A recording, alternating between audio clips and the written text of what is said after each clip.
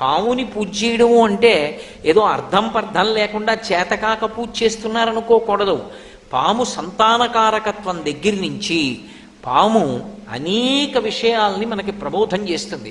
అందుకే మీరు జాగ్రత్తగా గమనించండి, అసలు దేవతలు ఎవరికీ కూడా పాముతో సంబంధం లేకుండా ఉండరు. శ్రీ మహావిష్ణువు ఆదిశేషుడి మీద పడుకుంటాడు. పరమశివుడు నాగాభరణుడై మెడలో పాములు వేసుకుంటాడు, చేతులకి కూడా పాములు కంకణాలుగా పెట్టుకుంటాడు.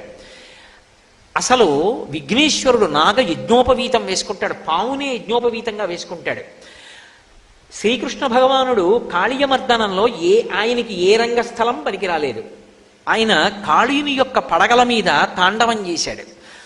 మీరు ఎక్కడ చూడండి, చివరికి సహస్రారమని పాము పడగలు ఎలా ఉంటాయో శ్రీ విద్యా సంప్రదాయంలో ఆ సహస్రారమును చేరుకున్నప్పుడు అలా ఉంటుంది.